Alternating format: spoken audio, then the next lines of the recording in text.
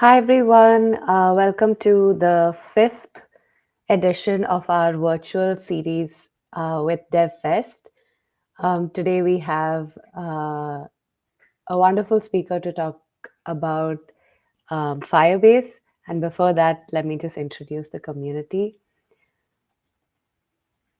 GDG Surrey is a nonprofit organization with the mission to technically empower individuals and to build community. Today, we have Anthony, a mobile software engineer, to speak about building at scale using Firebase. Over to you, Anthony.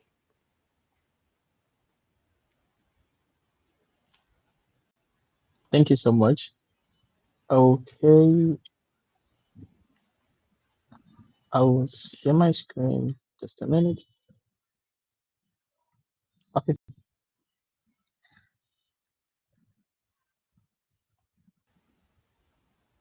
Yeah, it's visible. yeah. Okay, so today we are going to be talking about, first of all, the introduction. I'm Atuoha Anthony. I'm a mobile software engineer, and I currently work at EV1, where we are building using Flutter and AI to make healthcare and fitness more better and more personalized for a lot of people. So what we are going to be speaking on today is building at scale with Firebase and Firebase Studio. So we're going to be talking about Firebase, and we're going to also draw conclusions to why Firebase is amazing, the services it has, and we're going to talk about Firebase Studio as well. So let's dive into it. Okay, so first of all, we'll start with Firebase. So everybody know about Firebase and what Firebase does. We'll be hearing about it for almost a decade or more than a decade plus. So we know that Firebase is Google's client app development platform that is based on Google Cloud and Firebase, which doesn't just work on this phone. It works using tools that Google has like analytics, ad, and the beautiful part of it is that it's built on Google infrastructure. So it's designed from the ground to scale. And that's the amazing part of it.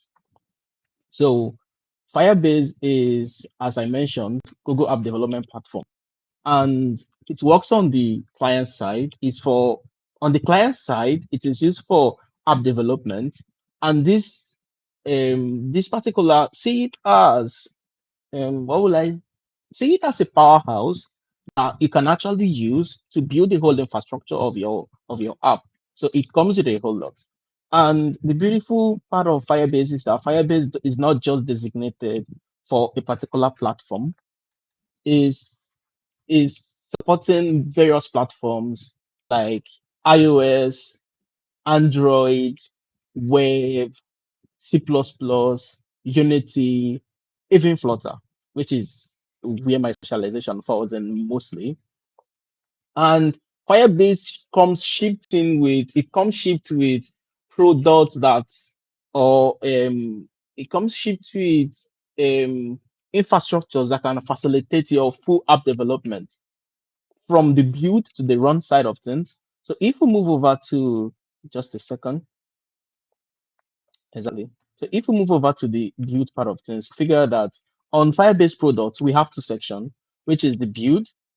And inside this build, we have authentication. And what authentication does is literally giving you that ability for you to authenticate users, for you to know users' identity, for you to authenticate them into your app. And we have Cloud Firestore and real-time database. And both are non-SQL database, and they are used for SQL database and storage. So you can actually store the data that you have. You can. It's more or less like if you're coming from the web, you used to hear about MySQL, you used to hear about MongoDB, you used to hear about AWS, Atlas Map, and all of that. Firebase comes shipped with Cloud Firestore and real-time database, and these are no SQL database. That is, it's almost the same as MySQL, and all of that. But the takeaway there is that it gives you the ability for you to actually store data the same way you store it in web or using a different infrastructure. And the big part of this is that it's still inside Firebase that's giving you the authentication. It's also giving you that ability for you to store this information, store this data, and all of that. And we have Data Connect. We also have, so we're going to be talking about the ones that are very important. We have Data Connect. All of them are important actually. So Data Connect gives you, it helps you with connection of your database and stuff. So we have cloud storage. Cloud storage replaces a whole lot. It replaces Hawaii storage, and the ability it gives you is that it helps you for you to store things like your videos, your blobs, like your blob data, like photo, your videos, your audio content, and all of that. So you can store them inside cloud storage. And then we have the app hosting. What the app hosting gives you, it gives you the ability for you to actually host static web apps. So you can actually host static web apps that, just like we have Netlify, we have Vercel and all of that. Firebase can also help you to host your static web apps, which is actually very amazing. And then we have on the AI side, we have Firebase ML, we have Jenkins, we have Firebase AI Logic, and all of these gives you tools for you to incorporate AI abilities into your app. So if you want to bring in AI abilities into your app, you can make it of Firebase ML, Jenkins, or Firebase AI Logic. And we have cloud functions, and cloud functions helps you to run backend code in response to events that are being triggered by Firebase, by other Firebase products. So if you have like a backend code that you've written, and this backend code is structured in a way that if any other Firebase product triggers it, it can actually run, it can execute something. That's where it comes in.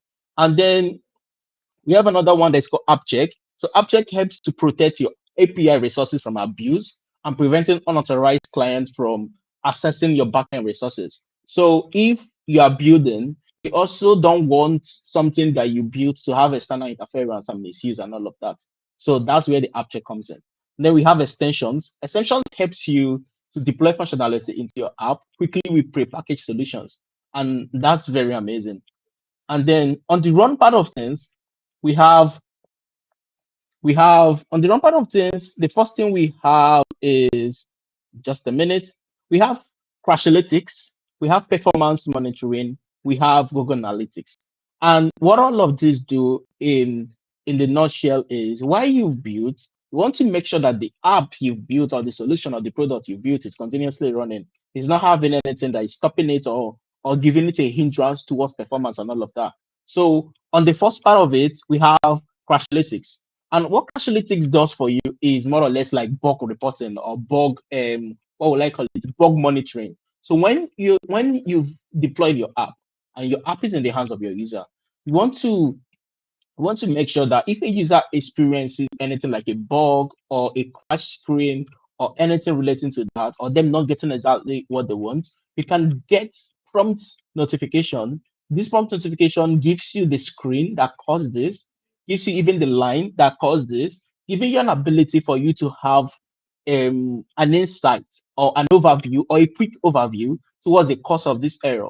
Then Google Analytics, from the word analytics, gives you ability for you to know a whole lot of things about where your users are using your product, the time they are using it, the devices they are using it, the region where they are using it from, the time of the day they are using it from, the including the devices they are on, the operating system they are on, Android, iOS, web, and all of that.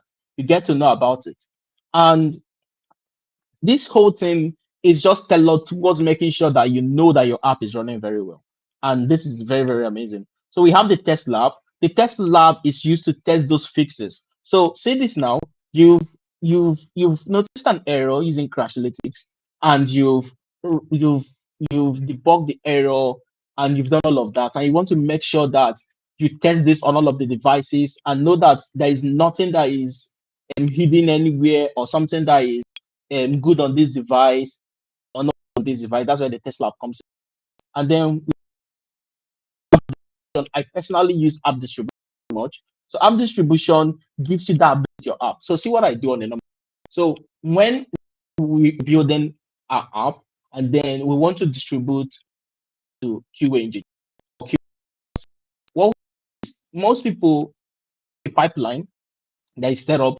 You can have a pipeline where you can use fast lane, you can use normal GitHub, normal CI/CD with GitHub and all of that. You can structure a or a job. Maybe you push from development to main. It will be a job, and the job will test bundles and distribution. Your front application, or you build your application, maybe your hand on using programming language you are using, you can actually send it or drag it. When you drag email addresses of your to send it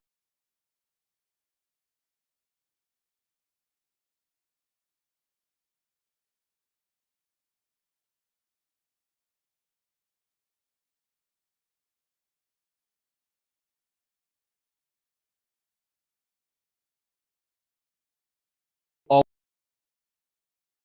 form of app, which is very awesome. So what it does is that users get this, it's send them an email, there's a new version that is available, and get it on and organize.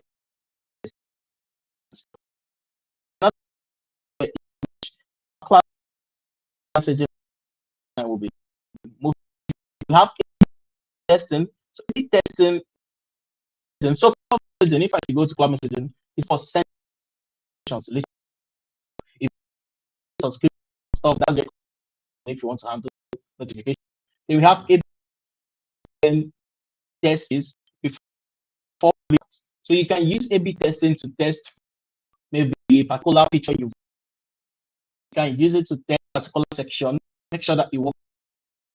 And then we have so it's used to serve different user experiences, user properties without needing to download the new version of your app. One of the things people before is actually for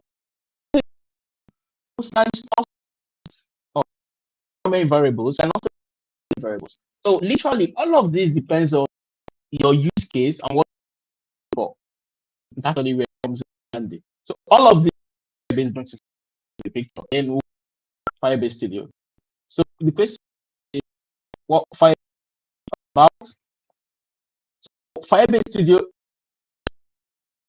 based on Firebase or works with Firebase and Gemini, and it gives a good scale and mm, what's the right word? Ability for you to less not get your hand dirty. You just like integrated and aesthetic workspace, the English part that is used to build, run, and manage web apps. But this way now, see a solution that works database, that ability to build app faster just by giving commands. Other products that look like it is like lovable, is lovable. It was lost, but differentiates Firebase to work to Gemini. Also, Hi everyone, welcome to the fifth. okay.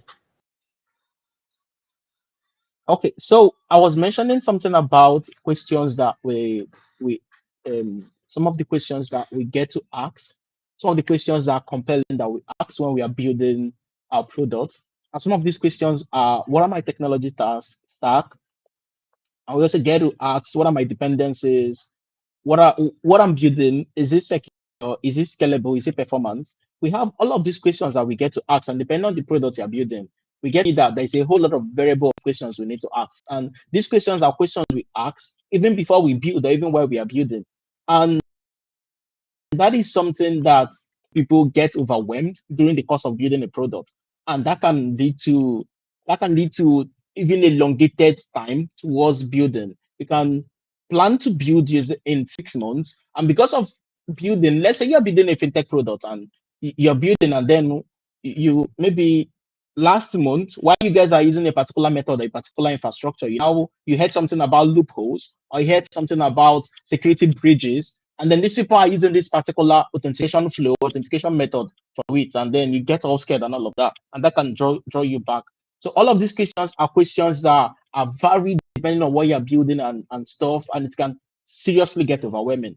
And this can bring roadblocks or issues or challenges towards each point of development that you're having. So the next point I mentioned before we had the issue we had was that software development is becoming more decentralized and collaborative. Before, it used to be just one person coding from the office or from the home, or maybe everybody coding from the office. But now it's now a whole lot of people coding from different locations, using different devices, and also using on different time zones as well. Like, you can have a colleague who is working from Pakistan while you are in the UK, different time zone. You can have somebody in the Middle East, and then another person is in North America, and they can be using different devices at different places in time. And that is something that can become overwhelming as well.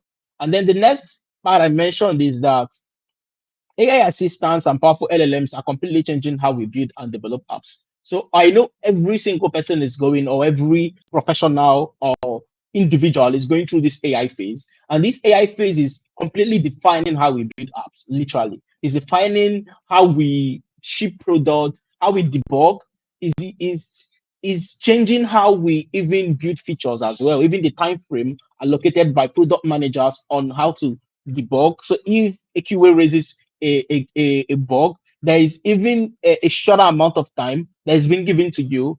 As most companies, disclaimer, there was a startup I was joining, and during my interview, I was being asked if I had what was the word? If I was good with AI, if I knew how to build or debug very fast using AI. It's actually becoming a skill set, and that is something that the AI is changing, and a whole lot of that. And one big part of it is that by 2028, 75% of enterprise software engineers will use AI code assistants. And that's completely true. Currently, I can bet that there is out of hundred of 1,000 developers, more than 50 or 40% of them use AI, not rely on AI, or use AI to answer some of the deep questions for debugging and a whole lot. And that is AI helping people to build out or to debug or to ship faster. And that is something that is actually good. And there was a quote by the CEO of Google that mentioned that today more than a quarter of all new code at Google is generated by AI, then reviewed and accepted by engineers. This help our engineers to do more and move faster, not them relying on the AI, but them building stuff based on what the AI is giving to them. They review it and make it better, tailor it in the way that is more scalable, and ship it. That is you building faster and making sure that you can actually ship a product in the time frame that you've allocated to it. And all of these questions that we keep on asking if we can do something that is better. Can we actually do something that is better? Or can we build products faster or solve all of these questions? Yes, we can. And the ideal development environment needs to be ubiquitous. We should be able to build apps from any device in the world. So that's why you see a lot of people who are building products that can actually build an app by giving it a prompt. I've seen that. I've not tested it, but I've seen it.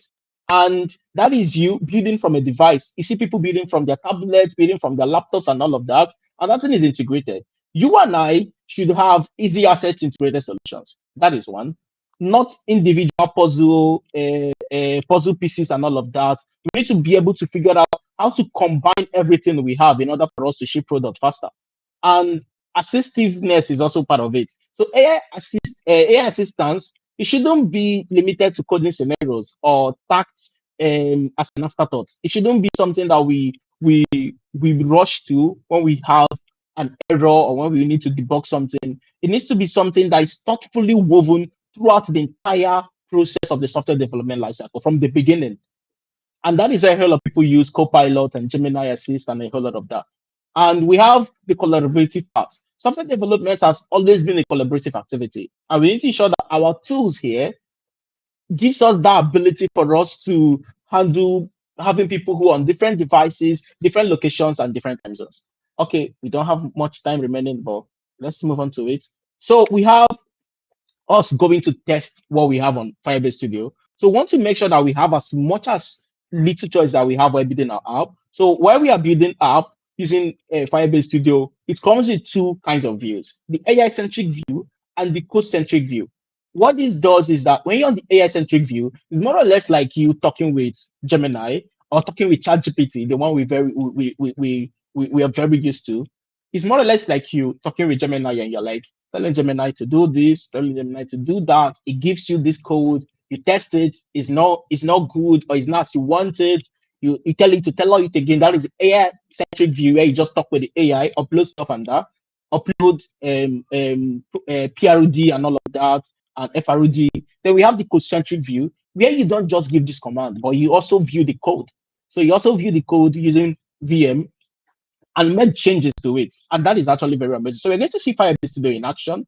So this is Firebase Studio. With this new app, we are more or less like giving Firebase Studio an instruction, giving it a PROD, then we review it. We are going through the process. So we are building a full stack web application where you can start with a neutral language, and then you see it exactly.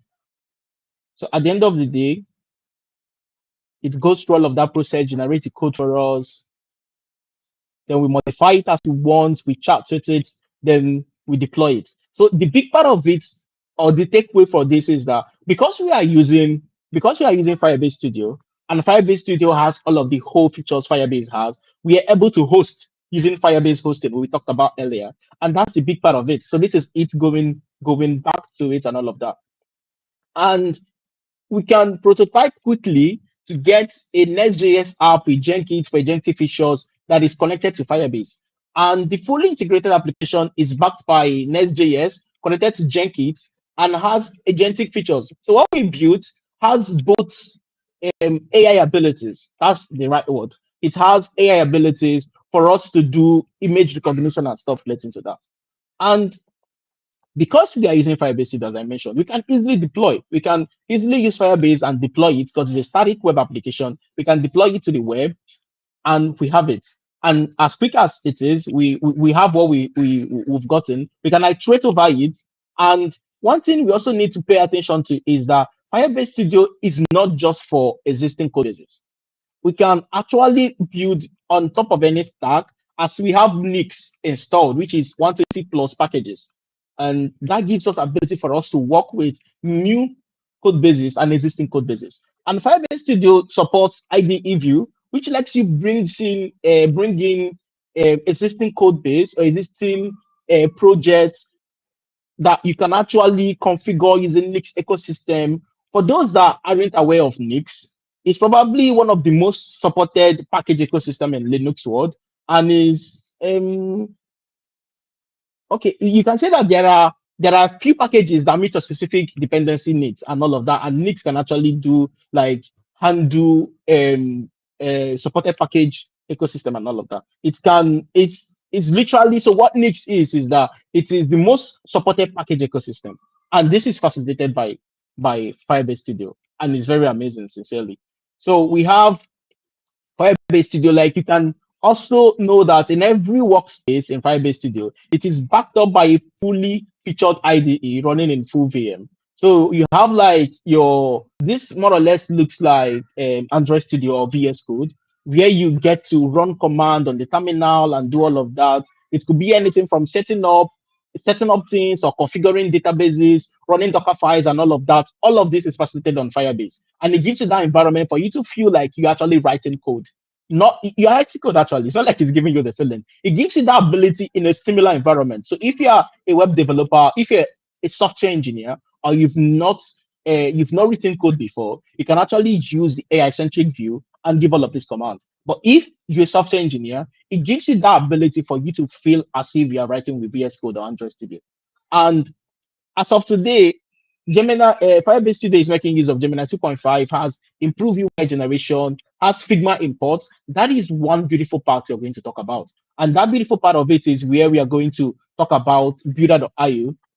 So as of the last IO that happened, we saw something that was discussed by David.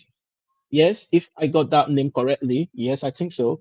Where he talked about builder.io plugin. And this builder.io plugin gives you ability for you to bring, if you have on your Figma design, builder.io has your plugin, has your Figma plugin. So you can actually install it and bring your Figma design or component inside Firebase Studio. So you can, so what you do is after this section, go through the last Firebase Studio, the last Google I/O that happened this year. Go through it, search Beta.io Figma imports in Firebase Studio. You get to see a whole lot of that on what you can use this for any design, any programming language or framework, be it Flutter, Kotlin, Swift, and all of that. With Beta.io, you get to import your Figma design or component and make it a code base in Firebase Studio, and that's very amazing if you ask me.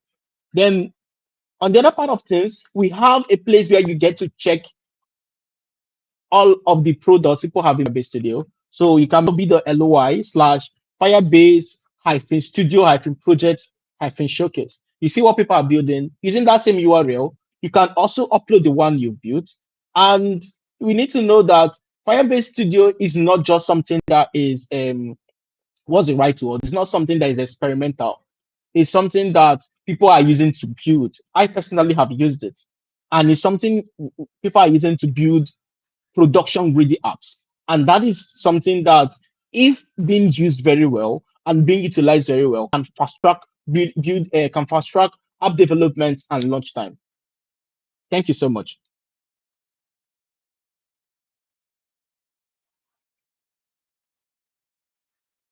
All right. Thank you so much, Anthony. We'll open the floor for questions now. If there's anybody who has a question, please feel free.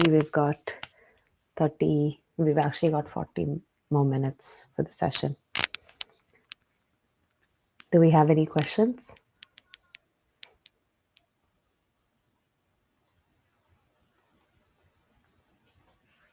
Okay, I think I'm going to give it a few minutes.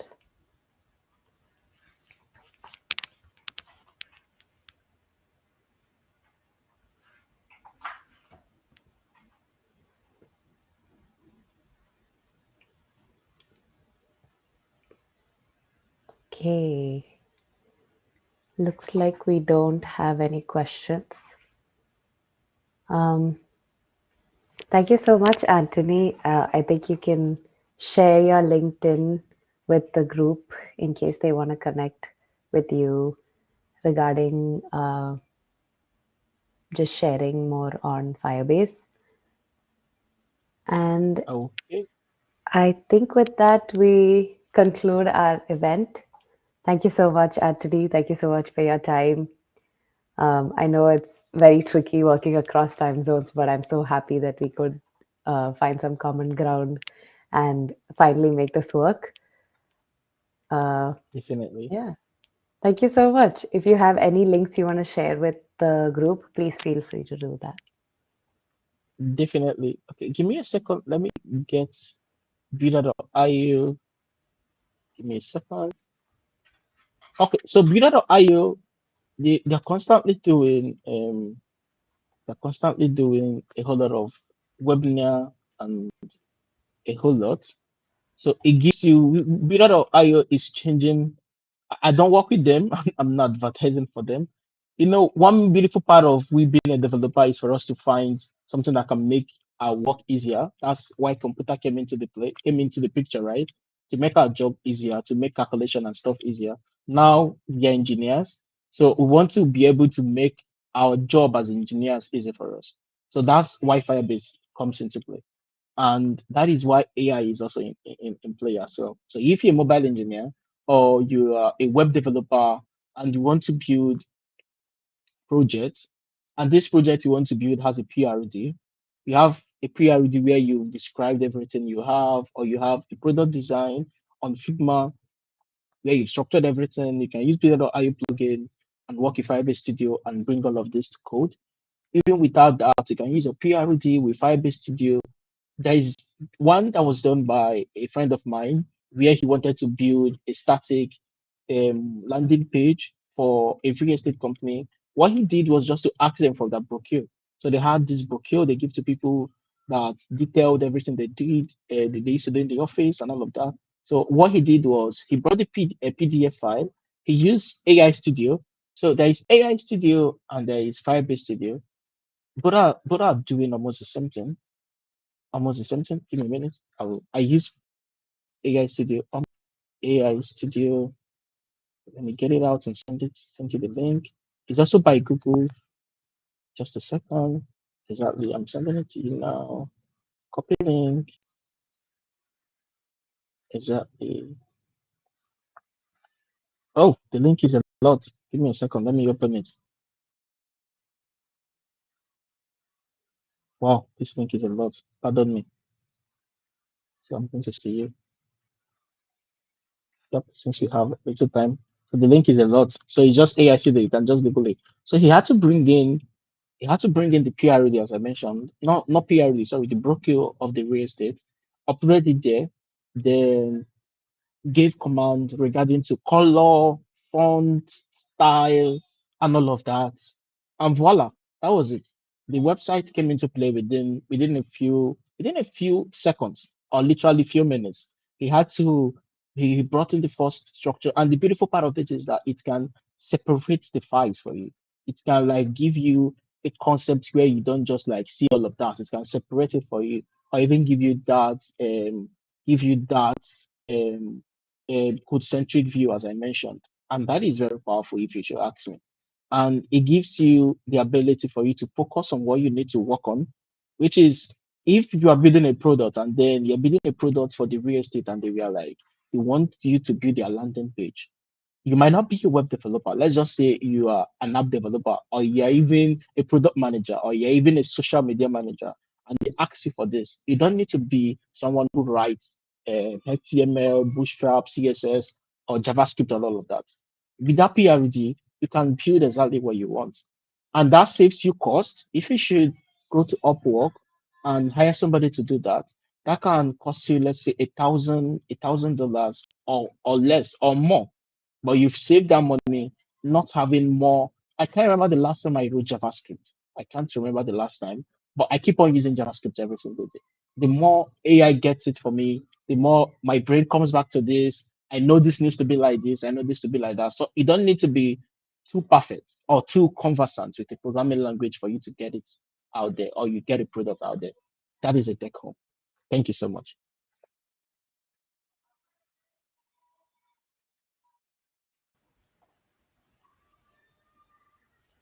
Thank you so much, Anthony. It was a really great session. We're saying a lot of thank yous. I hope you get to connect with all these developers from the Bay Area.